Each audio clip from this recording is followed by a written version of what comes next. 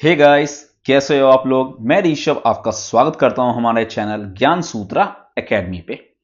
तो जैसा कि आप सभी को पता है कि आज हम लोग का कंप्लीट हिस्ट्री सीरीज का लेक्चर नंबर 2 है। इससे पहले लेक्चर नंबर 1 में हम लोगों ने स्टोन एज के बारे में पढ़ा था। आज हम लोग पढ़ने वाले हैं इंडस वैली सिविलाइजेशन, जो कि एक one of the most important topics है आपको एग्जामिनेशन के लिए। तो क्योंकि ये वीडियो थोड़ा लंबा हो सकता है, तो इसलिए इस वीडियो में हमने सिर्फ और सिर्फ थ्योरी कवर किया है, और इसके आने वाले वीडियोस में हम लोग पीवाईक्यूज को कवर करेंगे इस चैप्टर के। तो जैसा कि आप सभी को पता है, ये एक मोस्ट इंपॉर्टेंट टॉपिक है आपका, और इससे क्वेश्चंस आपको हर एग्जामिनेशन में, आपको एसएससी, रेलवेज, बीपीएससी, हर एग्जामिनेशन में इससे क्वेश्चन आपको देखने को मिल जाएंगे। तो ये एक भारतीय इतिहास का एक ऐसा अध्याय है जो ना सिर्फ सबसे पुराना भी है बल्कि सबसे अद्भुत भी है, जिसे हम लोग कहते हैं Indus valley civilisation, that is Sindhu घाटी सभ्यता। यह सभ्यता हमारे देश की पहली नागरिक सभ्यता थी। आपको पता होगा ये बात। जो दुनिया की सबसे विकसित, और अगर बात किया जाए होल वर्ल्ड की, तो सबसे विकसित प्राचीन सभ्यताओं में से गिना जाता है इसे। हड़प्पा, मोहनजोदड़ो, लोथल, इन सब के बारे में आपने पढ़ा है, और इसके बारे में हम लोग इस वीडियो में अच्छे से जानेंगे। इस वीडियो में हम लोग सिंधु घाटी सभ्यता के इतिहास और उसके खोज के बारे में जानेंगे कि क्या उसकी मुख्य विशेषताएं क्या है, इंपॉर्टेंस क्या है, इंपॉर्टेंट साइट्स कौन कौन से हैं, उसकी खासियत क्या है, और एग्जाम के नजरिए से जो भी इंपॉर्टेंट फैक्ट्स आपको पढ़ने होंगे वो हम लोग इस वीडियो में जानने वाले हैं। तो दोस्तों, वीडियो को एंड तक जरूर देखिएगा ताकि एक भी इंपॉर्टेंट पॉइंट्स आपका छूट ना जाए। अगर आपको वीडियो पसंद आए तो लाइक, शेयर और सब्सक्राइब जरूर करिएगा। चलिए शुरू करते हैं सिंधु घाटी सभ्यता के रोमांचक सफर को, या फिर इंडस वैली सिविलाइजेशन। तो सबसे पहले इस सिविलाइजेशन का नाम जैसे कि है इंडस वैली सिविलाइजेशन, सिंधु घाटी सभ्यता। इसका कुछ और भी नाम है, जैसे कि इसे हम लोग हड़प्पन सिविलाइजेशन बोलते हैं, क्योंकि आपको पता होना चाहिए कि 1921 में दयाराम साहनी जी के द्वारा हड़प्पा, जो कि पहला साइट है इंडस वैली में, उसे खोजा गया था। इसलिए हम लोग इसे बोलते हैं हड़प्पन सिविलाइजेशन भी। इंडस वैली क्योंकि इंडस नदी के किनारे है, और इसके अलावा इंडस सरस्वती सिविलाइजेशन इसे यह भी कहा जाता है क्योंकि इंडस और सरस्वती रिवर जो थी उसके किनारे पे बसा हुआ है। इसीलिए इसका दो नाम है, Harappan civilisation, Indus Saraswati civilisation, और जो जिससे हम लोग जानते हैं it is IVC, Indus valley civilisation. तो मोस्ट एक्सेप्टेड पीरियड इसका ये है 2500 से लेके 1750 बीसी तक। ये कार्बन डेटिंग मेथड, जिसको आप लोग जानते हो कार्बन 14 से हम लोग कार्बन डेटिंग करते हैं, उसके जितने भी आपको आर्कियोलॉजिकल सोर्सेज मिलते हैं उसकी डेटिंग करने का पता चलता है कि ये लगभग 2500 बीसी से लेकर 1750 बीसी तक ये समय रहा है। और जो इंडस वैली सिविलाइजेशन है, इसका टर्म किसने दिया था? इसका टर्म दिया था जॉन मार्शल। जॉन मार्शल ने इसका टर्म दिया था, जो कि उस समय के डायरेक्टर ऑफ एएसआई थे, आर्कियोलॉजिकल सर्वे ऑफ इंडिया। अब जो आर्कियोलॉजिकल सर्वे ऑफ इंडिया के जो पहले हेड थे वो कौन थे? Alexander Cunningham. अब बात करूं मैं शेप की, इंडस वैली सिविलाइजेशन की शेप की, तो इंडस वैली सिविलाइजेशन का शेप था आपको ट्रायंगुलर। ट्रायंगुलर शेप था आपको इंडस वैली सिविलाइजेशन का। और ये कहां कहां फैला हुआ था? तो ये आपको इंडिया और पाकिस्तान, ये दो जगह ये आपको मिलता है। अब इसके बाद हम लोग बात करने वाले हैं इसके इंपॉर्टेंट साइट्स के।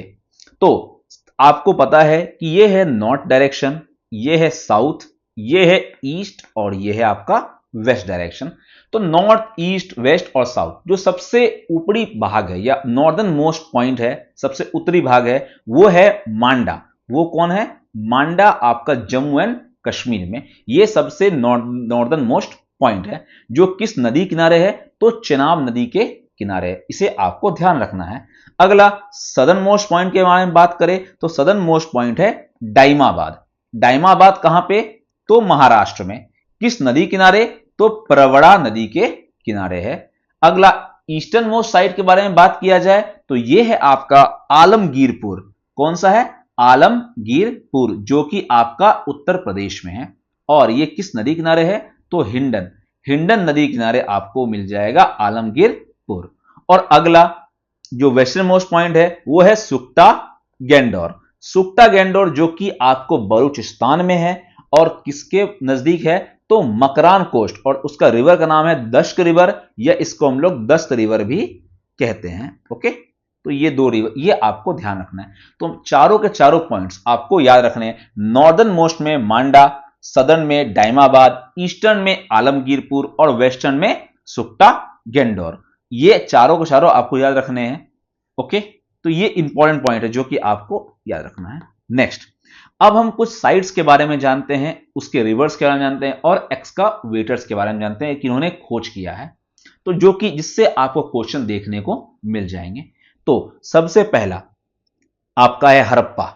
हड़प्पा जो है वो किस नदी किनारे, तो ये है आपको रावी नदी। तो सबसे पहला साइट खोजा गया 1921 में दयाराम साहनी जी के द्वारा।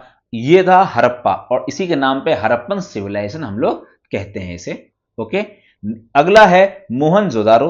तो मोहनजोदारो जो है वो इंडस नदी किनारे है। 1922 इसके एक साल बाद खोजा गया, किसके द्वारा, रखाल दास बनर्जी, आर डी बनर्जी के द्वारा इसे खोजा गया। अगला साइट है चनहुदारो। चनहुदारो जो है वो इंडस, ये भी किस नदी किनारे है, तो इंडस नदी के किनारे है और इसे खोजा गया था एन जी मजुमदार के द्वारा। देखो ये कुछ फैक्चुअल पॉइंट्स है जो कि आपको ध्यान रखने हैं, लेकिन आपको रिवर्स को तो अच्छे से याद रखना ही रखना है कि किस नदी किनारे है, क्योंकि इससे क्वेश्चंस काफी बार एग्जामिनेशन में पूछे गए हैं। अब लोथल, लोथल जो है आपको पता है कि ये एक डॉकयार्ड था और एक मोस्ट इंपॉर्टेंट साइट है। तो ये किस नदी किनारे है, तो भोगावा या भोगवा इस नदी किनारे है और किसके द्वारा खोजा गया है, तो ये है S R Rao, S R Rao दी के द्वारा ये खोजा गया था। अगला है कालीबंगा। कालीबंगा और बनावली ये दोनों जो है आपको घग्गर नदी किनारे है। कालीबंगा, बनावली दोनों आपको घग्गर नदी किनारे है और कालीबंगा खोजा गया था बीवी लाल और बी के थापर के द्वारा। याद रखिएगा, कालीबंगा, बंगा से बीवी और बी के। ओके, तो कालीबंगा हो गया बीवी Lal, B K Thapar. Banawali R S Bisht, important है, आर एस बिस्ट पूछा गया क्वेश्चन। और धौलावीरा लूनी नदी, कौन सी नदी, लूनी नदी। और जेपी जोशी, जेपी जोशी के द्वारा खोजा गया है धौलावीरा को। तो ये कुछ इंपॉर्टेंट साइट्स हैं, रिवर्स हैं और उनको खोज करने वाले हैं। तो ये आपको टेबल को अच्छे से याद रखना है। तो कुछ फैक्चुअल पॉइंट्स है जो कि आपको ध्यान में रखने हैं और आपको उसका तरीका ढूंढना पड़ेगा कि आप किस तरह से उसे याद रख सकते हो। ओके, तो सबसे easy Harappa, Ravi, Mohenjodaro Indus, Chanhudaro Indus, Lothal Bhogava, Kalibangan Banawali Ghaggar और धौलावीरा लूनी। क्योंकि आपको पता है धौलावीरा कहां पे है, तो आपको गुजरात में है, ठीक है, और गुजरात में लूनी नदी, ठीक है। नाउ अब अगर बात करें लार्जेस्ट साइट की, तो लार्जेस्ट साइट है आपको मोहनजोदारो जो कि आपको पाकिस्तान में पड़ता है। कहां पे है, सिंध इलाका पाकिस्तान का। तो अगर ये तो लार्जेस्ट साइट है होल आईबीसी का, और अगर लार्जेस्ट इंडियन साइट के बारे में बात करें तो लार्जेस्ट इंडियन साइट है राखीगढ़ी। राखीगढ़ी आपको कहां पे है, हरियाणा में। तो हरियाणा के राखीगढ़ी जो है वो लार्जेस्ट इंडियन साइट है, सबसे बड़ा इंडियन साइट। अब अगर मैं बात करूं सिटी विदाउट सिटल, अब मैंने बात नहीं किया है आपको सिटाडेल और लोअर टाउन के बारे में, मैं आगे आपको इसके बारे में बात करूंगा। सिटाडेल होता है जो ऊंचा जगह पे स्थित लैंड था, उसे हम लोग कहते थे सिटाडेल। तो ऐसा सिटी जहां पे सिटाडेल है ही नहीं, वो था आपका चनहुदारो। क्या है आपका, चनहुदारो, और जिसके पास 3 पार्ट्स है। ऐसे 2 पार्ट में डिवाइड है आपको इंडस वैली सिविलाइजेशन, लेकिन ऐसा साइड जिसमें 3 पार्ट डिवाइडेड है वो कौन सा है आपका, तो वो है आपका धौलावीरा। तो ये कुछ इंपॉर्टेंट पॉइंट्स है जो कि आपको ध्यान रखने हैं। Largest site Mohenjodaro, largest Indian site Rakhigarhi, city without citadel Chanhudaro, और only site with 3 parts, 3 part वाला साइट धौलावीरा। ये आपको इंपॉर्टेंट है, ध्यान रखना है। अब हम लोग बात करते हैं इंडस वैली के टाउन प्लानिंग के बारे में, शहर के रचना के बारे में। ओके, तो कैसा शहर था वहां का, तो सबसे पहले ग्रिड पैटर्न स्ट्रीट्स था। ग्रिड पैटर्न इस तरह से पैटर्न होता है आपका, इस तरह का पैटर्न होता है। तो रोड आपको 90 डिग्रीज पे आपको कट कर रहे हैं, तो रोड का पैटर्न 90 डिग्री का था, तो इसे कहते हैं ग्रिड पैटर्न। इस तरह से आपको वहां का टाउन था। टाउन दो पार्ट में आपको डिवाइड था, मैंने बताया आपको, एक था सिटाडेल और एक था लोअर टाउन। ठीक है, आप इसमें देख सकते हो, देखो जो सपोज कि ये फुल आपको आईवीसी है, तो ऊपर जो स्थित था उसे था, वो था सिटाडेल, बीच में आपको स्ट्रीट सड़क, और उसके नीचे लोअर टाउन। मेनली ऐसा माना जाता है कि जो सिटाडेल में रहते थे वो हाई क्लास के थे, और जो नॉर्मल पीपल हो गए वो आपको लोअर टाउन में रहते थे। अब इसका एग्जैक्ट एविडेंस हमारे पास नहीं है कि ऐसा क्या वर्ण व्यवस्था थी कि नहीं, लेकिन वर्ण व्यवस्था तो बिल्कुल भी नहीं थी, ये तो हम लोगों को पता है। लेकिन क्या उसमें से कोई हाई क्लास के आदमी थे जो कि रहते थे सिटाडेल में, इसके बारे में कंफर्मेशन नहीं है। तो दो पार्ट है, एक है सिटाडेल जो कि वेस्टर्न साइड में, अगर देखा जाए तो वेस्ट साइड में आपको सिटाडेल मिलता था। इसे हम लोग एक्रोपोलिस भी कहते हैं। क्या कहते हैं हम लोग इसे? एक्रोपोलिस। और पब्लिक बिल्डिंग्स यहां आपको देखने को मिलती है, जैसे कि आपको ग्रेट बाथ जो कि एक पब्लिक बिल्डिंग है, वो देखने को आपको सिटाडेल में मिलेगी। और लोअर टाउन ईस्टर्न साइड में था, और रेसिडेंशियल एरिया जो है वो आपको लोअर टाउन में देखने को मिलता है। तो ये आपको ध्यान रखना है कि टाउन जो है वो 9 ग्रिड पैटर्न में था, और टाउन दो पार्ट में डिवाइड था, सिटाडेल और लोअर टाउन। इससे पहले मैंने आपको बताया कि ऐसा शहर जो कि 3 पार्ट में डिवाइड है, तो वो कौन था? तो वो था धौलावीरा आपका। ओके, नाउ आगे बात करें अगर उसके ड्रेनेज सिस्टम की, तो एडवांस ड्रेनेज सिस्टम है इसका। मींस ऐसा ड्रेनेज सिस्टम जिसमें कवर्ड ड्रेन्स था, सॉक पिट्स था, आपको मैन होल्स जो होते हैं वो भी आपको प्रेजेंट थे। कहां पे? आपको इंडस वैली सिविलाइजेशन में। इसका बोलने का ये मतलब है कि ड्रेनेज सिस्टम इस तरीके का था कि कोई भी वेस्ट आपको बाहर देखने को नहीं मिलेगा, और एक वेल मैनेज्ड आपको ड्रेनेज सिस्टम देखने को मिलता था उस समय में।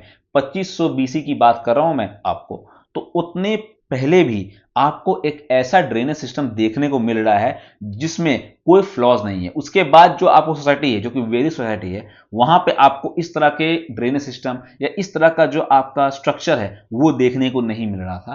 तो ये लोग काफी ज्यादा एडवांस थे, क्योंकि ये लोग अर्बन सोसाइटी, ऐसा बोला जाता है कि ये पहला अर्बन सोसाइटी था। और इनके साथ साथ जितने भी आपको कंटेम्पररी सिविलाइजेशन थे, जैसे कि मेसोपोटामिया, चाइनीज सिविलाइजेशन, इन सब से अगर देखा जाए तो सबसे अव्वल अगर देखा जाए तो हमारा सिविलाइजेशन ही था। ओके, और ये अर्बन सिविलाइजेशन का एक महत्वपूर्ण एग्जाम्पल है, इंडस वैली सिविलाइजेशन। अब अगर बात करें कुछ आर्किटेक्चर की यहां की, तो यहां पे आपको बेक्ड और सन ड्राइड ब्रिक्स देखने को मिलते हैं, जिसका ऑलमोस्ट रेशियो ब्रिक्स का 1:2:4 का रेशियो है। मींस वो ब्रिक का एक स्टैंडर्ड साइज था 7:14:28। ये आपको स्टैंडर्ड साइज था आपको ब्रिक्स का। मींस उस समय भी एक परफेक्ट मेजरमेंट की तरह आपको बनाया गया था। तो ये शो करता है आपको कि इंडस वैली सिविलाइजेशन के इंसान कितने ज्यादा आपको आगे थे अभी के समय से, उनके बाद के समय से, है कि नहीं? उसके अलावा स्टैंडर्डाइज्ड वेट का इस्तेमाल किया गया, मेजर्स का इस्तेमाल किया जाए। बोलने का मतलब है कि बाइनरी और डेसिमल सिस्टम जो आपको मैथमेटिक्स में यूज होता है, बाइनरी और डेसिमल सिस्टम, उसका उस तरीके का आपको वेट्स और मेजर्स का यूज किया जाता था। तो ये एक अद्भुत बात है कि उस समय के इंसान इतने आपको जागरूक भी थे। मीन्स बोलने का मतलब है कि ये इतने आपको विद्वान थे कि उनको हर एक चीज के बारे में पता था, है कि नहीं? और उसके अलावा अगर सोसाइटी आर्किटेक्ट की बात किया जाए, तो कोई टेम्पल और पैलेस हमें देखने को नहीं मिलता है। कोई टेम्पल या पैलेस इस तरह का आर्किटेक्चर हम लोग को देखने को नहीं मिलता है। आर्किटेक्ट में अगर देखने को मिलता है आर्किटेक्चर में, तो वो है आपका ग्रेट बाथ। क्या है आपका? Great bath.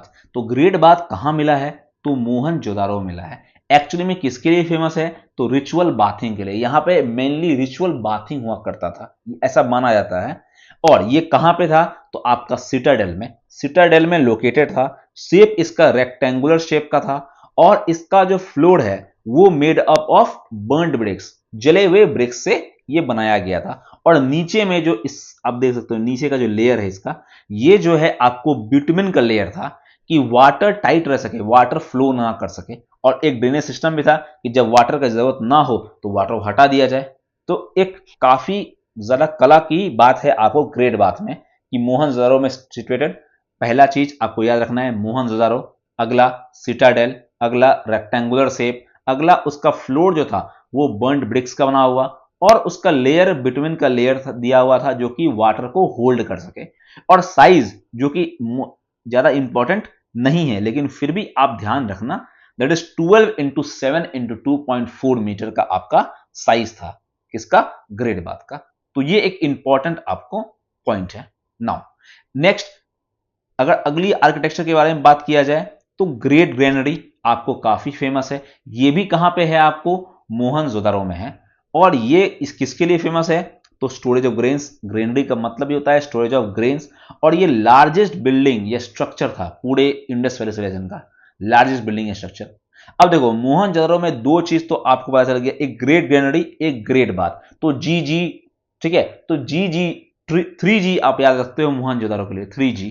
ओके, एक है आपको ग्रेट बाथ, एक है आपको ग्रेट ग्रेनरी, और एक है आपको girl, that is dancing girl, bronze statue of dancing girl. तो 3G से आप 3G से याद रख सकते हो कि आपको क्या मिला है मोहनजोदड़ो में। ठीक है, ये एक इंपॉर्टेंट ट्रिक हो सकता है आपके लिए। नाउ अब बात करूं मैं स्क्रिप्ट की, कि किस तरह का स्क्रिप्ट आपको देखने को मिलता है इंडस वैली सिविलाइजेशन के पीपल में।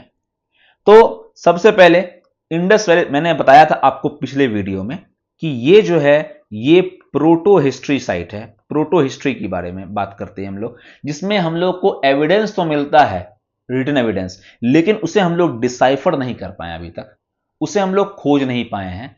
तो अब किस तरह का था आपका, तो आपको पिक्टोग्राफ, पिक्चर के फॉर्म में, और बॉयस्ट्रोफेडॉन, ये एक लिपि थी जो किस तरह से थी, आपको पहले राइट टू लेफ्ट, फिर आपको लेफ्ट टू राइट, फिर क्या लेफ्ट राइट टू लेफ्ट, मतलब इस तरह से आपको ऐसे ऐसे ऐसे रही थी सांप की तरह। तो ये था आपको बॉयस्ट्रोफेडॉन।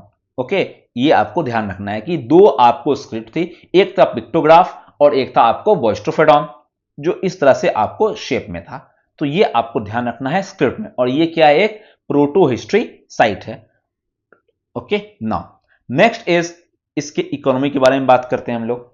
तो सबसे पहले इकोनॉमी किस पे बेस था, तो सबसे मेजर बेस था एग्रीकल्चर, ट्रेड और क्राफ्ट्स। ये आपको यहां का मेजर इकोनॉमिक एक्टिविटीज था। उसके अलावा क्रॉप्स क्या क्या मिलते हैं यहां पे, तो यहां पे wheat, rye, barley, dates, peas, cotton, cotton वगैरह। और ये पहला, अगर बात किया जाए पहली बार किन्हीं सिविलाइजेशन के द्वारा कॉटन प्रोड्यूस किया गया है तो वो इनके द्वारा ही किया गया है। तो इसे आपको याद रखना है कि कॉटन को प्रोड्यूस करने वाले पहले कौन है, आपको आपके इंडस वैली सिविलाइजेशन के ही लोग हैं। और कॉटन को मैंने लिख भी दिया आपको, कॉटन को हम लोग क्या कहते हैं, वो लोग ग्रीक्स के द्वारा सिंडोन कहा जाता था, सिंडोन। ओके, सिंडन कहा जाता था ग्रीक्स के द्वारा। ये भी आपको पॉइंट, इंपॉर्टेंट पॉइंट है जो कि आपको याद रखना है। ओके, उसके अलावा आपको प्लॉशेयर, ये देखने को, प्लॉशेयर का मतलब होता है हल, ये आपको देखने को मिलता है कहां पे, कालीबंगा में, जो कि एग्रीकल्चर के लिए इंपॉर्टेंट है। इसका मतलब कि हल का यूज हुआ करता था। उसके अलावा एक गबरबंद या नाला था जो कि वाटर को स्टोर करने के लिए यूज किया गया था। और ये कहां मिला है आपको, तो ये बलूचिस्तान और अफगानिस्तान में आपको मिला है। तो इसे भी आपको ध्यान रखना है। उसके अलावा पहली बार राइस का एविडेंस ये कहां मिला है, तो ये मिला है आपको लोथल और रंगपुर, जो कि आपको गुजरात के साइड से। यहां पे आपको पहली बार एविडेंस मिला है किसका, राइस का।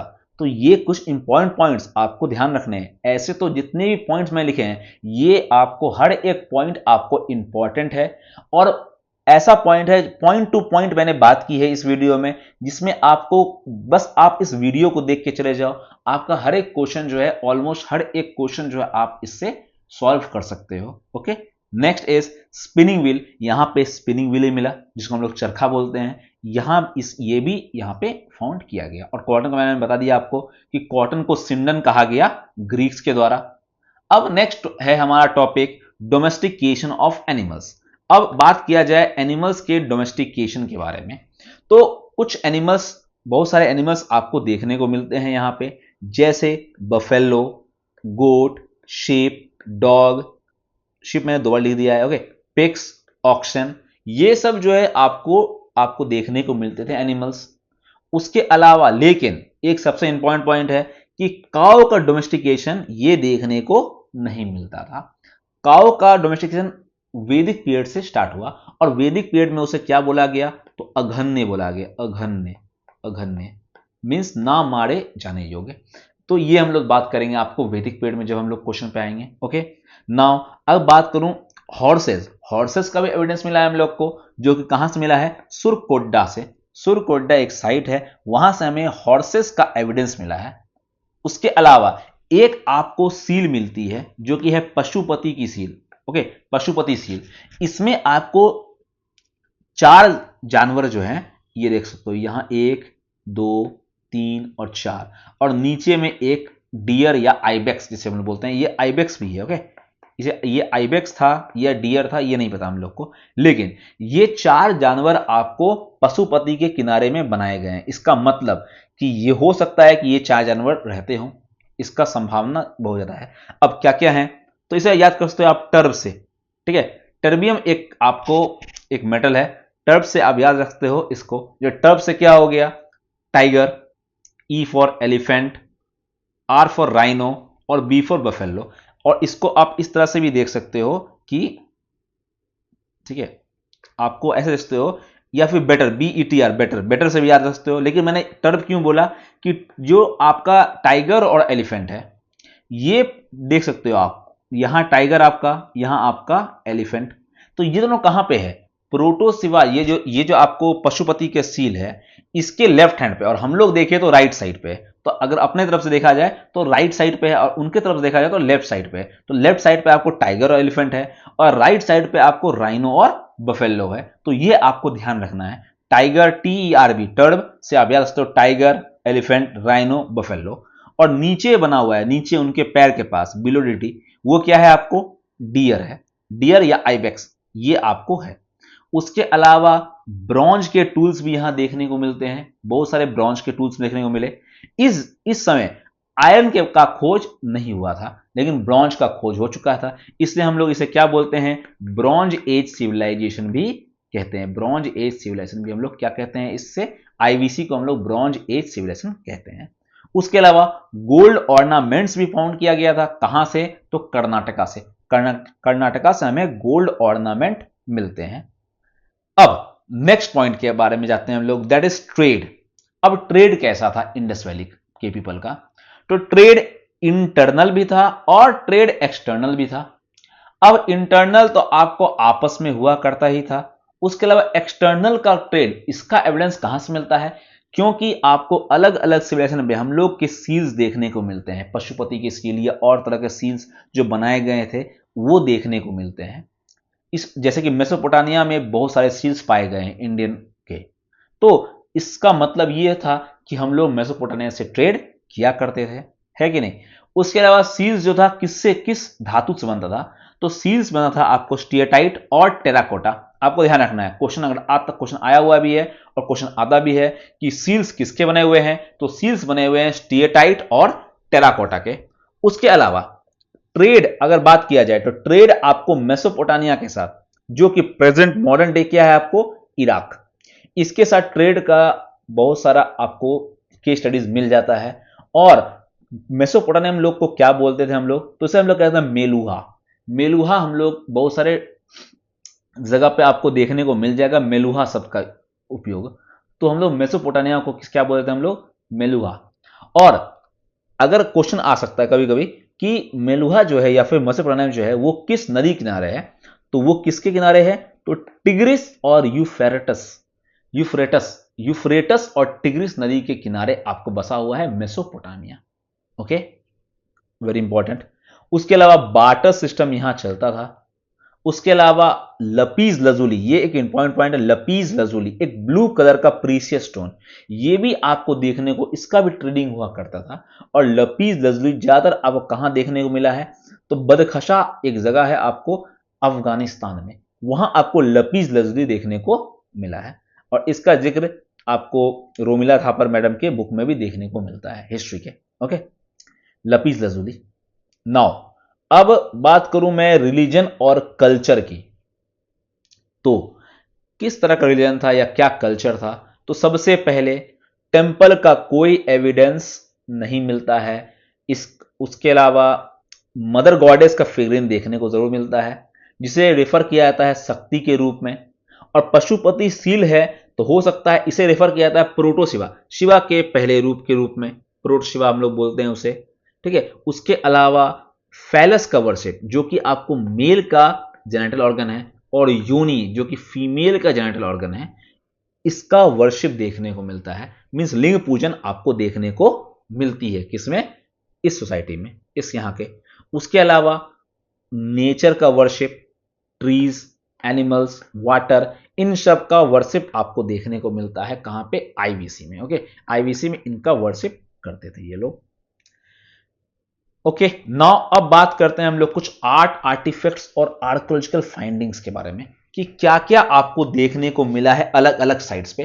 तो ये जितने भी लिस्ट हैं ये काफी इंपॉर्टेंट है आपको, और जो मैंने लिखा है वही इंपॉर्टेंट। उसके अलावा बहुत सारे फाइंडिंग्स हुए थे, लेकिन इसमें जो मैंने लिखा है वो काफी इंपॉर्टेंट है।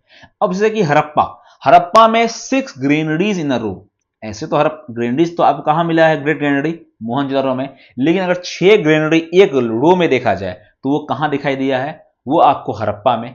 उसके अलावा पेंटेड पॉटरी यहां देखने को मिलता है। वीट और बार्ली इन वुडन मोर्टार, ये इंपॉर्टेंट बात है, वीट और बार्ली देखने को मिला है, लेकिन कहां पे, आपके वुडन मोर्टार में। तो ये इंपॉर्टेंट पॉइंट है। उसके अलावा मोहनजोदारो, तो मोहनजोदारो में क्या मिला आपको, मैंने याद कराया 3G से, एक आपका ग्रेट ग्रैंडरी, एक ग्रेट बाथ, और एक अगला जी से girl, dancing girl, bronze statue of dancing girl. ये आपको 3G से आप याद रखना।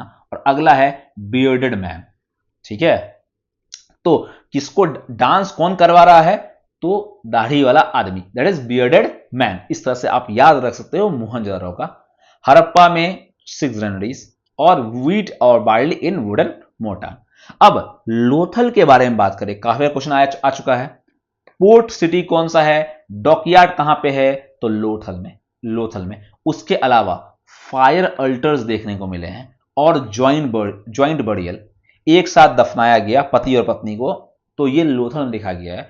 और फायर अल्टर, हवन कुंड, ये भी आपको लोथल में देखा गया है। ये लोथल का सिग्निफिकेंस है।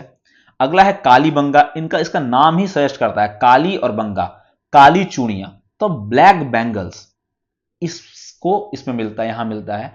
उसके अलावा प्लॉड फील्ड्स का, जुता हुआ खेत का पहला एविडेंस कालीबंगा में मिलता है। और हाउसेज में अपना वेल, ये भी पहली बार मिला था कालीबंगा में ही। तो ये कुछ इंपॉर्टेंट फाइंडिंग्स है। उसके अलावा एक है मोहनजोदड़ो, मोहनजोदड़ो क्या बोलते हैं हम लोग, माउंड ऑफ द डेड, मृतकों का टीला।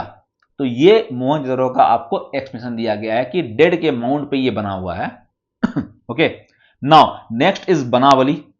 अब बनावली जो है, इसमें एक चीज अंतर है, वो क्या है, ग्रिड पैटर्न जो मैंने बताया आपको, इस तरह का पैटर्न था 90 डिग्री वाले, वो इस मनावली एक ऐसा साइट है जहां पे मिसिंग है, ये नहीं है ग्रिड पैटर्न।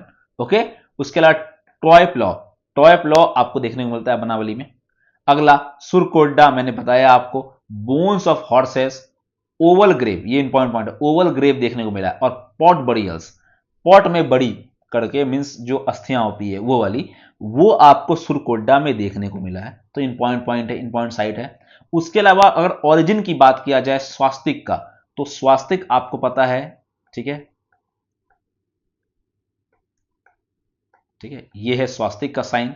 तो स्वास्तिक जो है ओरिजिनेट कहां हुआ है, आपको इंडस वैली सिविलाइजेशन में। और इसका मेजरली यूज किसने किया था, आपको आपको पता होना चाहिए हिस्ट्री में किसने यूज किया था, तो ये यूज किया था हिटलर ने। हिटलर ने आपको स्वास्तिक साइन का यूज किया था उनके आर्मी के लिए, जो कि नाजी नाजी जर्मनी में आपको यूज किया था स्वास्तिक साइन। ओके, अब आखिरी टॉपिक और या आखिरी पॉइंट आपको इंडस वैली का, जो कि है डिक्लाइन थ्योरी। अब अलग अलग थ्योरी आपको देखने को मिलते हैं किसके, आईवीसी के। तो सबसे पहला थ्योरी क्या था, फ्लड का थ्योरी। हो सकता है कि फ्लड आ गया हो जिससे पूरा आपको आईवीसी जो है वो समाप्त हो गया। ऐसा संभावना आपको लगता है, ऐसा संभावना ज्यादातर नहीं होता है कि नहीं, कि फ्लड आ गया और हर एक आदमी जो है, हर एक जगह फ्लड आ गया पूरे आईवीसी में, और पूरा आईवीसी ही खत्म हो गया, ऐसा नहीं है। अगला क्लाइमेट चेंज, हो सकता है क्लाइमेटिक कंडीशंस में कुछ चेंजेस आए, है कि नहीं।